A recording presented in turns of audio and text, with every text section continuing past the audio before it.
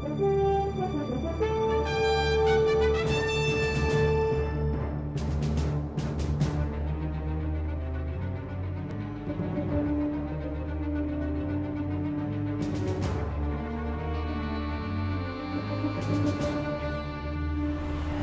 what's up everybody? Welcome to another thing, whatever it is we do here on the show. We'll just call it a show.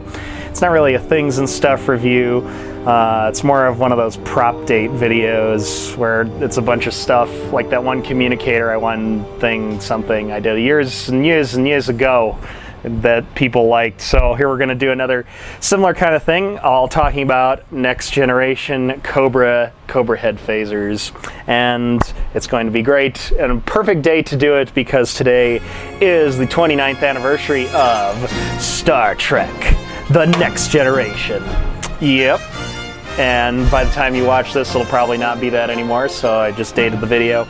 But that's okay. That is okay. And congratulations to 29 years of awesome. I was watching some interviews where they were like, we're not going to be as remembered as the old crew and this and that. And it was like, I think Next Gen at this point is probably more popular than TOS. Maybe. I know that's kind of a dubious statement, but it seems like I'll hear people, just in my experience, maybe it's just the people I know, but more people say they have good things to say about TNG. They'll say TOS is corny or blah blah blah. I love TOS. I love all of them.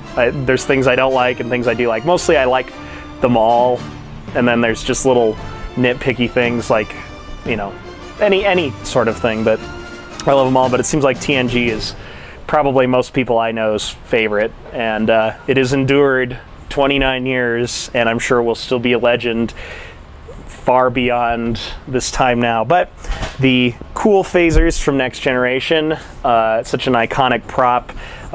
When you want to stun someone, you activate your TV remote, which is pretty awesome. Just like, I mean, it can't be any more of a TV remote, but that's okay.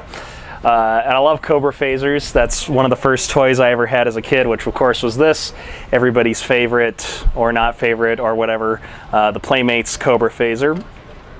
Which is very based on the early Ed Miyareki, I think, or Rick Sternbach, whatever, the prototype version of the Cobra Phaser. We'll put a picture of it up. You can see the buttons are a little bit smaller. The bar graph area is a lot more detailed and colorful than what they ended up being.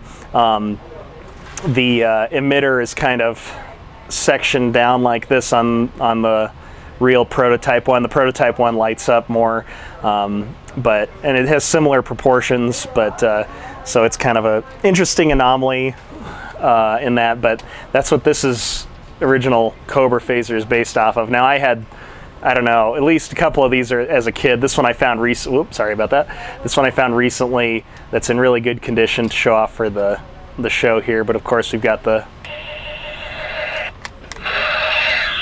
classic sound effects of the Cobra Phaser.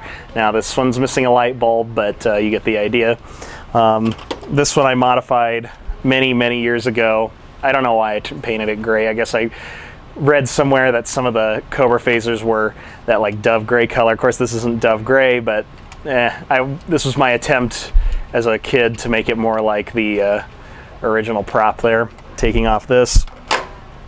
But yes, the Cobra Phaser, legendary prop. We'll talk about the Diamond Select one that's coming out here hopefully soon, within the next month or two. Probably not. Probably next year. Probably next year, February is my guess, because that seems like how they operate. It takes 2 years, you finally get a preview image, and then like in the fall, and then it takes that long, and then they start shipping in like early January, February. It seems like what typically happens, so we'll see. But anyway, yes, Cobra Phasers. We talked about the Playmates one. Like I said, it's very reminiscent of the original. One of the other replicas, this you can tell has been through a lot. I think this is one of the first ones I had, like Star Trek toys even. It's that mini inner space, well, sort of, yeah, there we go, opening playset. And I used to ignore the fact that it was for miniatures and just pretend that it was these were the somewhat the phaser internals, you know, like it's kind of cool that it could open kind of right along there. It would be cool if it could open right along this separation line and you could do some cool custom insides. Of course, the body wouldn't be very accurate, but it's still kind of cool, I guess, or something. I don't know. But good old Playmates inner space Cobra Phaser. Ruby's somehow got the mold something, because their phaser is very similar to this. I mean, they're not, I don't know. This one I modified years ago or something. I think the real one's black, isn't it? I don't know what I was doing. I was doing something crazy. But the good thing about the Ruby's phaser, this one doesn't work, but the sound effects on it are fantastic. So if anything, it's worth it to get this and harvest the guts and put it in something nicer, because they really do sound spectacular. Good sound quality and good variety of sound effects. It's a shame you can't like set them and they just kind of just repeat on and on, but it's still kind of cool. You know, I was going to film this like 2 weeks ago, and I had this whole script in my mind of what I was going to do, and now it's gone, so you'll have to bear with my scatteredness. But yeah, so those are some of the things that they produce that you could buy as toys and whatever. One I forgot to bring with me is the Ipi laser Cobra Phaser. We'll talk a little bit more about that when we talk about the later series ones. But yes, so we had the Dustbuster Phaser originally for Next Gen, and it was kind of awkward and different looking, and they decided to redesign it for the 3rd season.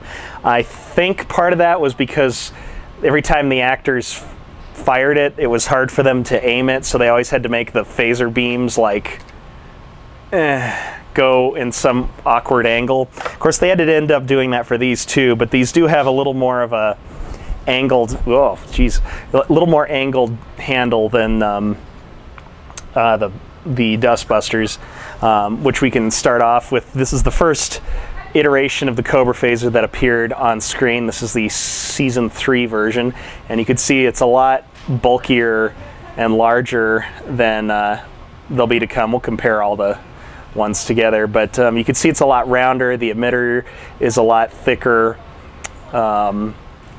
things like that. So here is this one that was finished, built and finished by Federation Surplus.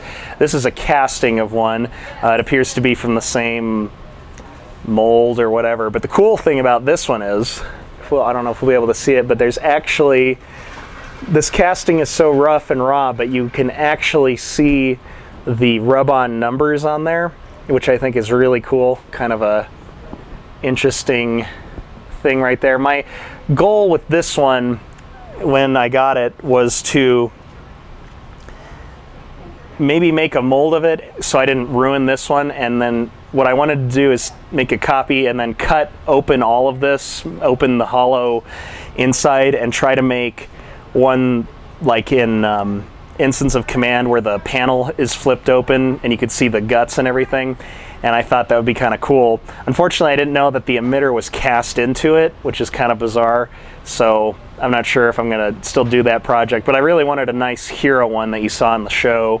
And I'm really hoping, I doubt it, but I really hope the Diamond Select one will have that flip open, and that's how you get to the batteries. Would be kind of cool. Maybe it's like the, you know how the Klingon Disruptor has that piece that pulls back and then the battery covers under it, but something like that where it flips up and maybe the battery covers, you know, you screw that off, but otherwise you don't see like a screw hole on the bottom or something. Or it would be cool if they did like the Ipi Phaser, which I said I didn't bring, I'm sorry, where you push this down and this actually whole rubber pad panel comes off, which is kind of cool. So season 3 Cobras, very, very nice. Right now we're going to look at, you can see here's the hero one. It's got the bar graph settings. If you watch it on the show, you can see them press the button and they increase in their settings. Here you can see a rubber stunt version that's obviously been through some exciting times. It's already chipped out, and this is only like midway into the 3rd season. So yeah, these are kind of cool. One neat one we're going to look at here. This one showed up at like some exhibition, one of the touring like exhibition things, and it's kind of cool. You can see, I don't know if that might be the one these are cast from, but I'm not sure, because you can see the, if you look on this guy, you'll be able to see the numbers, like I said, and then there's kind of an outline of a rectangle, you know, for the power meter, but I don't know, not quite. I don't know, maybe, who knows? Maybe they have similar lineage or not, I don't know. But yeah, like I said, Season 3 Cobra Phasers is very, very cool. Oh, one cool thing that often is disregarded, you can see it on that, the prototype one, which here's a picture of it, again, courtesy of Star Trek Prop Authority. You can see how the front emitter, like not just like the emitter, but like around it, it lights up, and there's other things going on. If you look closely, especially in Best of Both Worlds, you can see it really well. Not only is the emitter lighting up, but then this little area around the emitter also lights up, which is really cool. And I've never seen one, I've never seen a replica that does that, and I've never seen a screen used one. They've never had pictures of one where you can really see that detail. So it's kind of like the Dustbuster, how the Dustbuster had an emitter and then it had the rings around the emitter. So that's kind of cool, and I wish, that was my kind of thinking into making a, you know, hollowing this out and doing that, is maybe cast this whole thing in a clear red and be able to mask that off so that can light up too, because I just think that's such a neat feature that never gets captured. So moving on, I don't know what happened, I don't know how this happened, but you can see at some point the Cobra Phasers got smaller and the details changed a bit, which is kind of bizarre. From what I understand, this is from my research and things like that, this is the Roddenberry Replica, and it's, yeah, I think it's Roddenberry, or Stapleton, I think. But it's from the Season 4 version of the Cobra Phaser, and here's a picture of one that's sold at auction that's kind of interesting. It says it's a prototype one, so I'm not sure, maybe it was the prototype for Roddenberry, I don't know, but it really looks like the Season 4, or I've read that that's the Season 4 version, and so you can see it pretty much matches this body style. It's a little bit shorter, the angles are a little different on it, the buttons are kind of, well, not exactly similar. So it's interesting that the prop changed so much to be like this, even though it's like, I don't know why they just wouldn't make another casting of this. You could see that an interesting feature is like on this one that has the removable panel on the bottom, but on this one on the auction it's completely sealed, and then there's a little screw where you can probably unscrew it to access the batteries and stuff on the inside, and the emitter pops out. My hope is I'm going to get another one of these phasers and try to exactly replicate that one that you see in the auction. I think that'd be kind of fun. So very kind of bizarre. I assume there's information out there that explains why they, or how they changed it or what, but then that brings us to even more confusing. Then we go on to this. So it's so interesting that one prop has such diversity and it's supposed to be the exact same thing. Another reason, another question we have is, why did they decide to start leaving off the bar graphs? That's like, even have like, you know, styrene or a graphic or something. Maybe they originally had graphics and they, or in styrene, and they kept falling off, so they just got rid of them. But, or, you know, why didn't they just cast them in there? Of course, it's a lot of detail, so maybe the mold, you know, went bad over time. So it's always been an interesting question, because it's like TNG Season 5 onward, you never see a bar graph on a Cobra ever again, as far as I know. You get some really nice close-ups in like Power Play. There's a really good close-up in Frame of Mind when Riker's pressing random buttons, and he's not even hitting some of the buttons sometimes for the setting level 16, even though he's pressing the trigger. So, whatever. TV. But you can see they've now shrunk even more, but they've got a little sharper. So you can see this one's very round. This one's kind of sharper, but still a bit round. Oop, should break it. And this one's very, very sharp. This one I got on eBay, and it's not in the best of condition. You can see it's scratched and dented and all that stuff. There's some bubbles in it, but to me it looks, I know it's not, but it looks almost screen used just with the wear and tear on it, and it has really nice weight to it and everything, so I really love it. And in fact, this is the first version of the later season Cobras I ever had, so when I pulled it out of the box I was really excited. But it's a very nice replica. I think the panels may be added on after, because you can kind of see a gap under them, which we'll get to that one in a minute and talk about that business, but very interesting. Speaking of which, I'm just going to keep bumping the camera. You guys are going to get motion sickness. Other kind of variations of this same one we have here, and you'll see a couple pictures of it from yourprops.com. But this thing here, I don't know if it was a choice to like differentiate the series or season or the maker or something, but for some weird reason they got longer buttons. Does anybody have an explanation why that is? I know later, like in Voyager and Deep Space Nine, the buttons were like gold, kind of more like this, as opposed to the kind of tan off-white color. That's a little too dark, I think. But this one, I built this one from a kit from Acti Props. I used medium Marblehead metallic for the body, gloss black for the emitter. And you'll notice that's another kind of interesting thing. Oh, I forgot to talk about that. I'm just all over the place. Season 3, I don't have it on this one, but if you look closely, we'll have a picture of it here. The emitter's actually two-tone. It's kind of like a metallic gray, or just a gray and black, or charcoal or whatever. I can't see it in my head right now, but you'll see what it looks like. But it's interesting two-tone. And then I think they were satin. They seem like they were satin, but then they went to like gloss black, which is what I've tried to replicate here. I think I made the buttons a little too big, but oh well, it gets the point across. But yeah, I used Krylon ivory, I think, for this, dull aluminum for the trigger, and satin black for the grip. And I think I actually did satin black for the button plate, but it just was shiny for some reason. This one you see is pretty shiny. I gloss blacked the whole thing instead of just like regular black primer, so it made it really shiny, which I don't like that much. I think it's too shiny, but I don't know, I'm living with it, I guess. So yet another version of this prop, which is fascinating, which, let's talk about this piece right here. This is very cool. This is on loan to me for this episode, but this is from Proper Effects, or HMS, a casting of the later version of the Cobra Phaser, but as you can see, it does not have any panels whatsoever. It is completely smooth, and apparently this is the way they originally made. In fact, I've seen another one where it's even more awesome in that the grips are actually separate pieces too, and I think that might have been the master. But yeah, this one's very, very cool. And I actually have a scan, I should have brought it, I forgot, of panels that were cut for this. And you can see that they're just so perfectly crisp and awesome, and the little plantons for it.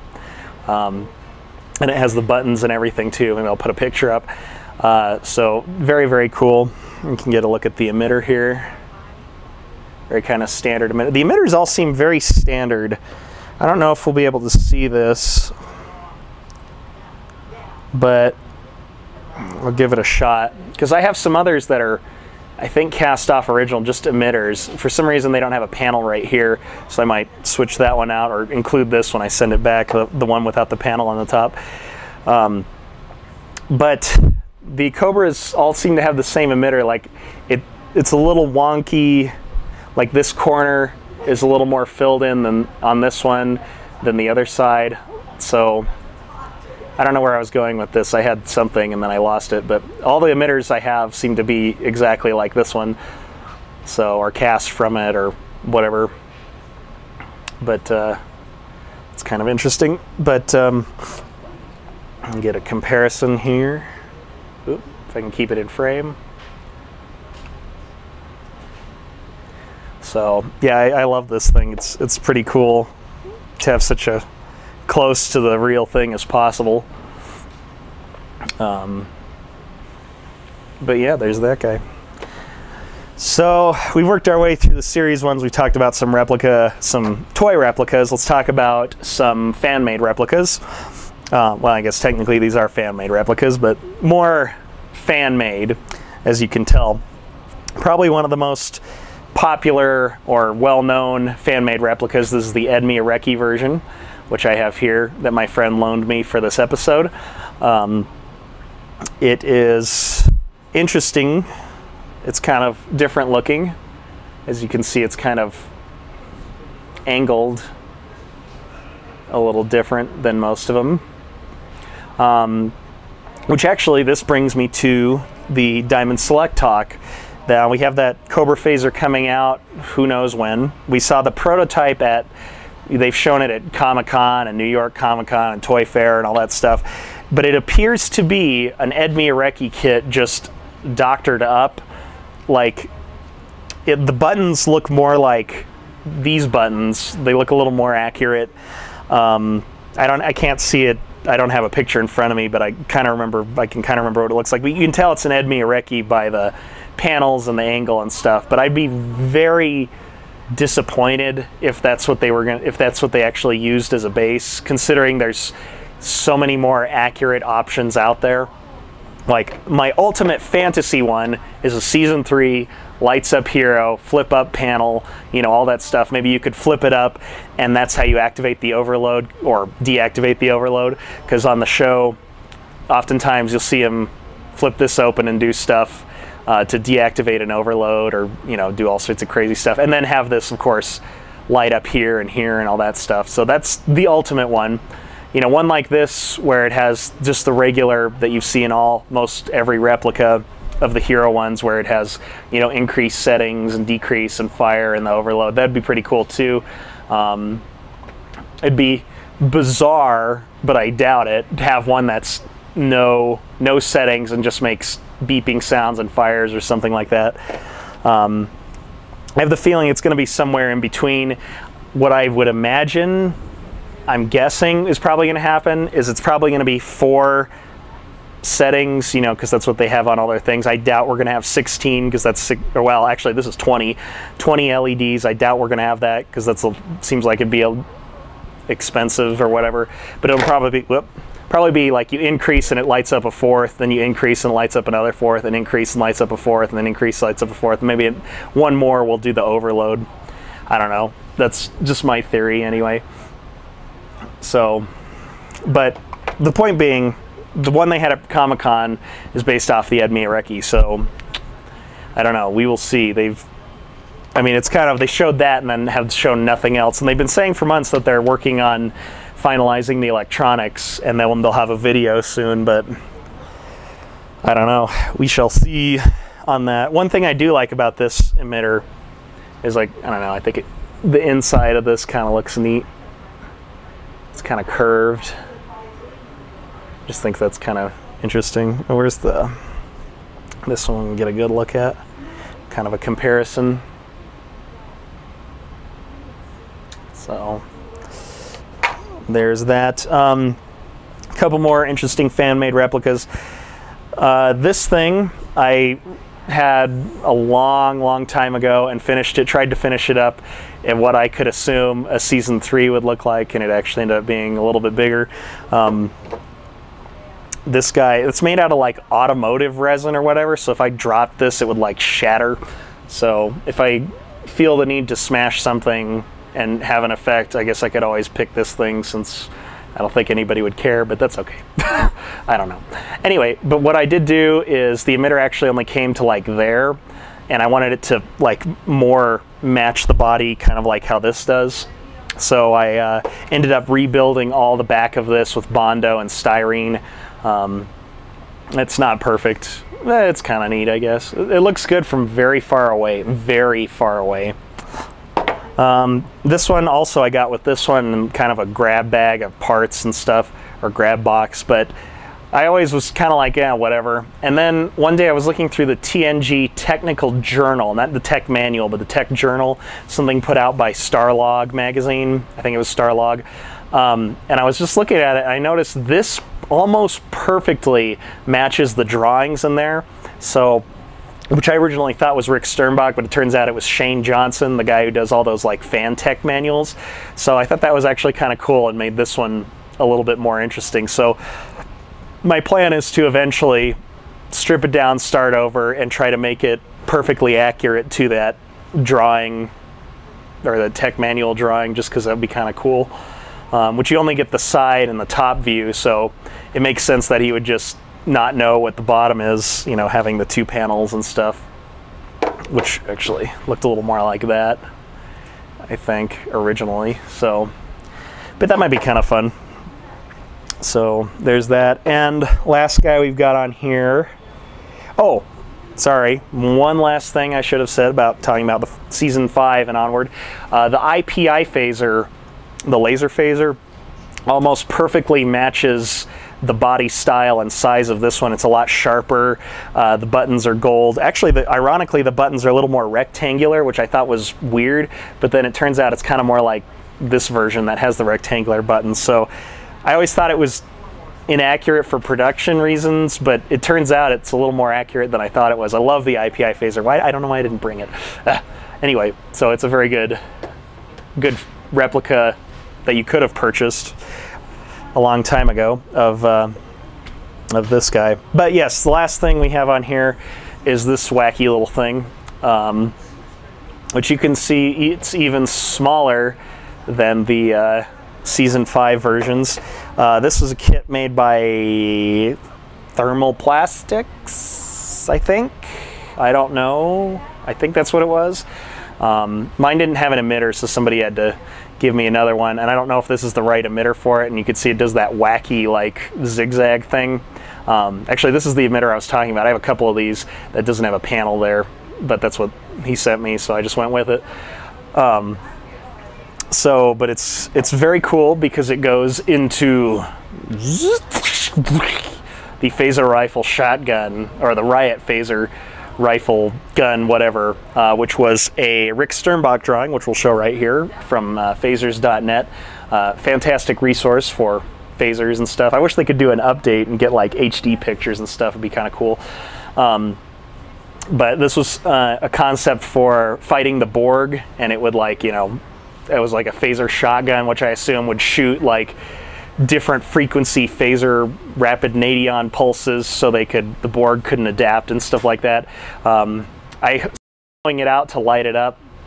There's a panel that goes right here with 2 buttons and a little bar graph thing, but I've lost the graphic and I need to make a bottom panel for right here.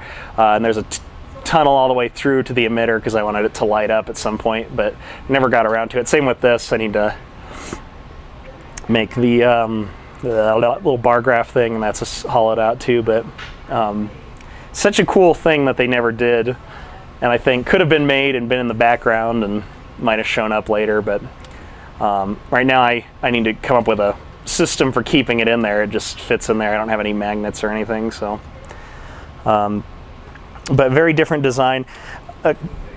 I assume this was made for this, but it would be cool to have one that was correct size. Like, that obviously doesn't fit in there, but one that's full size. It probably wouldn't be that much bigger, probably there or something, but it's still pretty neat, I think. Anyway, yeah. So, but yeah, that's kind of an overview of the ones I have in my collection. I think they're really cool. It'd be cool to talk to some of the guys who made it and see what their stories are and things like that. But I put in a plug for the Fleet Workshop, a great resource for propping and things like that. That's where I learned a lot of this stuff. And yourprops.com, the RPF, Trek Prop Zone, things like that. They all have oodles of interesting information, and YouTube and all that stuff. Memory Alpha has some good stuff too, but that's just the stories I've heard and have been told and things like that. I don't know if they're true or not. I assume most of them are, I hope, anyway. And I haven't been regurgitating a bunch of crap, but who knows. But enjoy it as you will. So yeah, I hope you enjoyed this. Next time, my hope is we will do a Cricket Phaser show because one of my friends is sending me an Proper Effects HMS Cricket Phaser casting. But there's so many Cricket Phaser replicas out there that are really nice, and I don't have any of those really cool ones, like those early ones from the early 2000s and 90s, like the D. Steins ones or Starfleet R&D or whatever, that had the early ones that had the bar graphs and stuff. I think I have a casting or a kit of it, but I don't have any of the guts or electronics. It's just the body, but it'd be kind of cool to show off. I don't even have a Playmates Cricket Phaser. I used to. I don't know what happened. I think I gutted it to put in a Stapleton Cricket Phaser, but so maybe we'll do that next, or I don't know, something like that. If there's a video you want to see or whatever, let me know, put it in the comments.